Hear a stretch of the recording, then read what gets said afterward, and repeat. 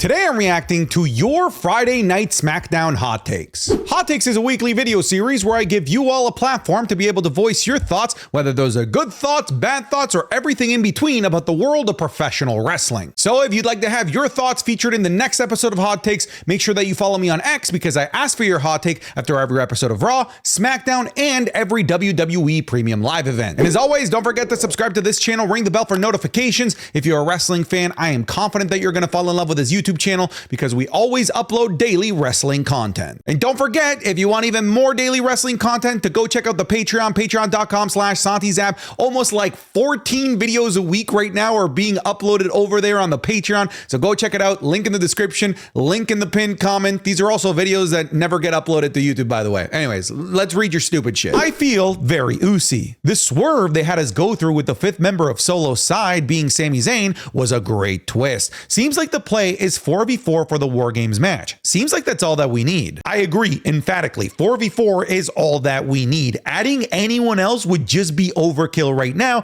but there are people that you could logically insert into this match if you really wanted to, like The Rock, but I just don't think that that would ever happen, or even Hikuleo, but frankly, that would just be entirely way too rushed to insert a guy that WWE has yet to introduce on TV that they recently signed into this marquee storyline.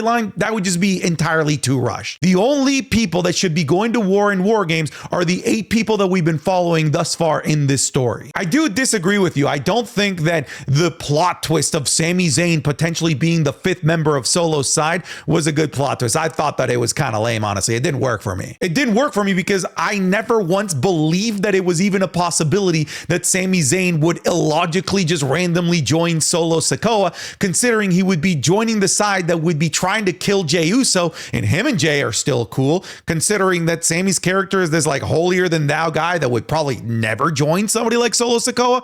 And also the fact that like an hour ago he was ready to go to war with Solo Sikoa. It just wouldn't have made any sense. And because it didn't make any sense, I was never sold by it. That being said, I was still thoroughly entertained with the band getting back together. But I still don't think that Roman Reigns should get away with not saying I'm sorry. I firmly believe he needs to apologize still. The Bloodline storyline hasn't yet peaked. Every time people say that they're bored of it, something happens and it becomes even better than the last time. I disagree with you. I think that if anything is clear evidence that the Bloodline storyline has peaked is the fact that they're already digging into an old bag of tricks and digging into nostalgia to tell a modern day story. If it hadn't peaked, then they wouldn't need to use the awesome storylines and relationships from the past. They would just come up with new stuff. And I just don't think that the Bloodline saga is ever going to be able to surpass everything that happened at WrestleMania 40. I just don't see it. I'm entertained by what's going on right now with the Bloodline, but I'm not blind to the fact that they're having to dig into old tricks. Like, this is just a rehash of the thing that worked back in 2022, and that usually is a telltale sign of maybe fatigue in storytelling. Again, I'm entertained by it, but I disagree with you. I do think that it's peaked. After that pile driver tonight from Kevin Owens, I truly think NXT Kevin Owens is back in full effect. I disagree with you as well. I don't think that this is NXT Kevin Owens. I think that there are similarities in that this is a Kevin Owens that, just like the old school evil Kevin Owens, is willing to do the evil things, is willing to put people through absolute hell in order to achieve his end goal. The big difference is that NXT Black and Gold Kevin Owens was basically a twirl your mustache evil guy that just did these evil things because he could do these evil things. Meanwhile, this current iteration of Kevin Owens, even though he piled Randy Orton into oblivion, he didn't seem proud. He didn't seem happy. To a point, he even seemed remorseful. So the character dynamics between the two are entirely different, and I feel like there's way more depth to the modern version of this heel Kevin Owens than there was back when Kevin Owens was a heel in NXT Black and Gold. It's even, I guess, a little bit more poetic to think that Kevin Owens is now doing these awful things to people like Randy Orton because he feels vindicated by the fact that he truly believes that he's in the right, and there is evidence to say that the dude kind of is. WWE reminding us that the Piledriver is a dangerous and a forbidden move, and using it to reveal Kevin Owens' deranged mental state is pure genius. I absolutely 100% agree. Using the Piledriver is taboo, which is funny considering they've been pulling out Canadian destroyers left, right, and center, which is historically a more devastating Piledriver. But I digress. Honestly, that's just semantics at this point. But they really sold it. And, you know, we've known for years that the Piledriver-like move has been banned from WWE because of how dangerous it is. But now seeing it happen in WWE and Randy Orton selling it like it's ended his career, the commentary team selling it like it was the most nasty thing that they've ever seen, the fact that they had to cart out Randy Orton, put him in an ambulance, send him to a hospital, I feel like it was not just a great kind of coming of out party for this version of Kevin Owens, but it was an awesome return for the Piledriver as well, because holy shit, they really put over this move. Right down to the point that the commentators were mad that they were showing replays, which was hilarious because they just kept pumping replays of it. I've seen enough. Smackdown is better than Raw, and it's going to stay better than Raw for the foreseeable future until at the very least the new year when the Netflix Raw deal starts,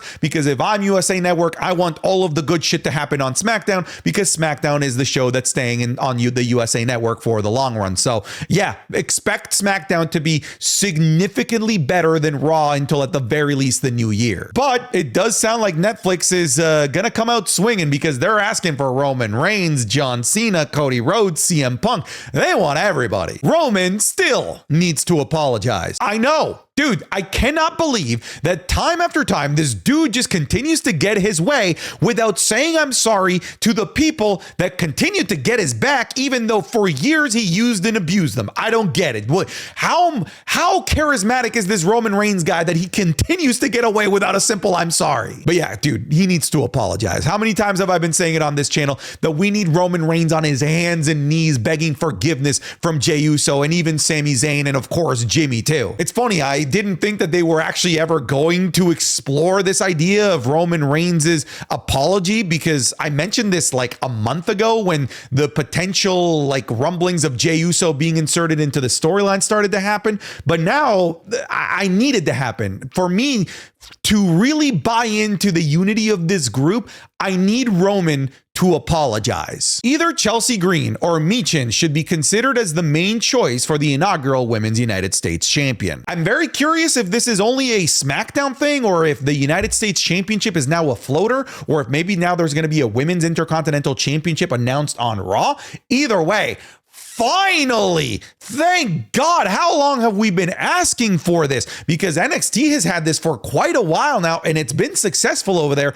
And there are just too many damn awesome women on the roster that just have nothing of meaning and of worth to do aside from just having matches for the sake of having matches. Now, this is going to fundamentally change the landscape of the women's division on Monday Night Raw. This is great for everybody. You mentioned some great names, Chelsea Green, Michin.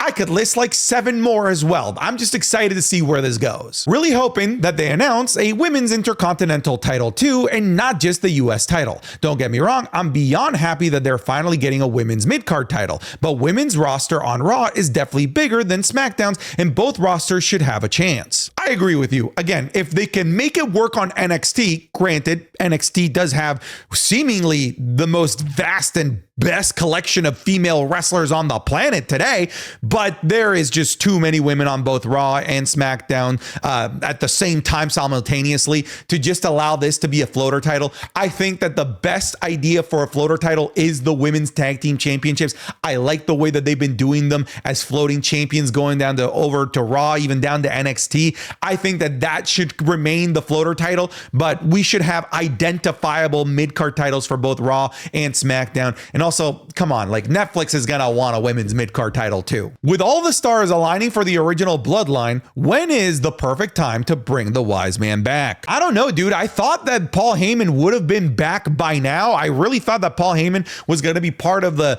NXT show that was in the old ECW arena, and for that to happen, Paul Heyman would have needed to come back already. already, but that hasn't been the case. And I don't know when it logically makes sense. Maybe the return of Paul Heyman is what finally gets Roman to apologize. It's what finally gets Roman to see that the way to really unify this new version of the original Bloodline is to show that he himself has changed. Because they made it very clear in the backstage segment that included Roman Reigns and the Usos that Roman hasn't changed the heck of a whole lot. He still has a tremendous ego that he refuses to put aside, and maybe that's where Paul Heyman comes in. And if I'm a betting man to really make sure that the original Bloodline goes into War Games as strong and as unified as possible, the return of Paul Heyman will happen before War Games. Dude. Oh, this is awesome, dude. Oh, wow. Unreal. Wow. Oh! That, folks, was a sneak peek of this week's Wrestling is Cool Match Club, available exclusively over on patreon.com/SantiZap. This week, we're looking at the Cruiserweight Classic fantastic match between Kota Ibushi and Cedric Alexander. We have the crowning of Jeff Hardy in a triple threat match between Jeff Hardy, Edge, and Triple H at Armageddon 2008 for the WWE Championship. We have a match from overseas in Japan between Julia and Sari at Marigold Summer of Destiny 2024. And another triple threat match for the WWE Championship, this time between DX members Triple H and Shawn Michaels taking on John Cena. You're getting all of these watch-alongs plus all of the over 100 watch-alongs that are already up and available on the Patreon, plus the Raw reviews, plus the SmackDown reviews, plus the Wrestling is Cool podcast 3 days early, plus the Undertaker Streak watch-along that we're starting now, as well as the Royal Rumble watch-along that we're already into the 2000s with. All of that and more available on patreon.com/SantiZap. I'm confident that if you even give it 1 month that you're going to fall in love with it, because we just upload so much great content over there, more than we upload here on YouTube, and content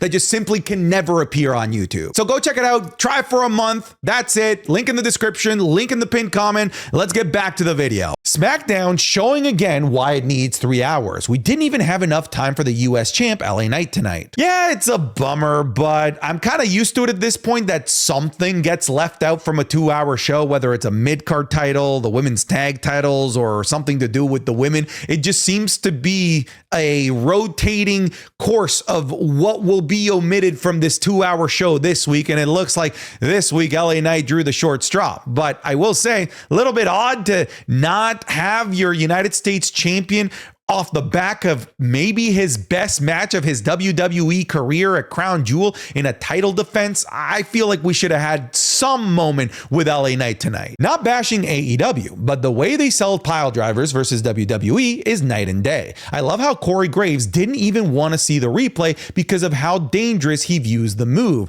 It's the little details for me. Absolutely. I get it. I totally get where you're coming from. However, the Piledriver is a banned thing in WWE. It's not banned everywhere else. So it wouldn't make sense for a place like AEW or the Indies to try and sell the Piledriver the way WWE has, because WWE has the history of banning the Piledriver for like over a decade at this point. But yeah, these types of details will make these moves matter a heck of a lot more. And now we know that when eventually this match happens, that we need to be incredibly worrisome about the potential of a Piledriver coming about. I think Naomi should win the title off of Nia. Why? I don't know. I like Naomi, but I don't see it. I just don't even think that the storyline that she has of going after this title is particularly great. And she seems to sort of just be a background character, even though she's a #1 contender to people like the women's tag team champions at this point. They seem to be getting more attention from Nia Jax than Naomi is, and even Tiffany Stratton. So I disagree with you. Motor City Machine Guns and Street Profits is going to feed families next week. Yes, it will. However, I really expected out of all of the teams that are on SmackDown for the Street Profits to be the ones to crash out and turn heel. I wasn't expecting it to be Tommaso Ciampa to be the one to kind of start turning into a more dark version of himself. I really thought it was going to be the Street Profits. I just felt like how they've been losing recently was conducive of a heel turn that was logical, but it seems like we're going to do DIY instead. Solo referencing The Rock was genius. First, the outfit from the iconic Rock photo, and then what he said, look at you now. Hopefully that means that we're getting Rocky in War Games. I don't think that we're going to be getting Rock in War Games. I don't think that we need The Rock in War Games. I don't think that The Rock would do War Games, frankly, but I didn't even notice that this was a reference to The Rock, but now I absolutely see it. And yes, I instantly noticed and heard when Solo said, look at you now,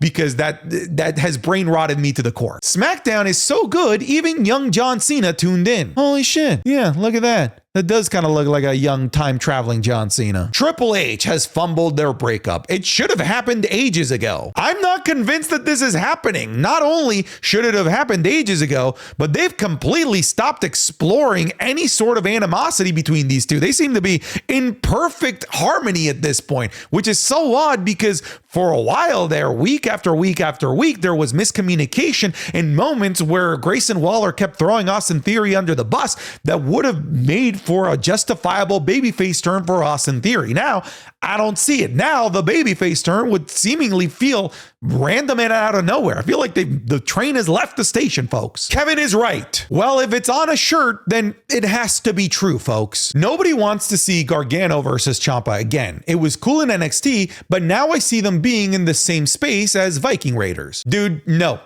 I want to see it. I think a lot of people want to see it. Look, I get that it's rehashing something that's happened in the past, but it was amazing, and it was like the best feud of NXT Black and Gold ever. So I totally expect Triple H to, go back to his old tricks, kind of like he's doing with the Bloodline right now. Go back to one of his greatest hits, which was the implosion of DIY, Johnny Gargano versus Tommaso Ciampa, and, giving it a nice 2024 shine. I want to see it. Anyways, folks, that's it for this week's Hot Takes video. Thank you so much for submitting them. I'll see you next week. I'm done. Get out of here. Oh, by the way, you're going to see me with the same clothing over the next 3 videos. I'm traveling, so I'm just bulk recording, okay? It's not that I'm dirty and don't shower, all right? Just, you should know. Okay, bye.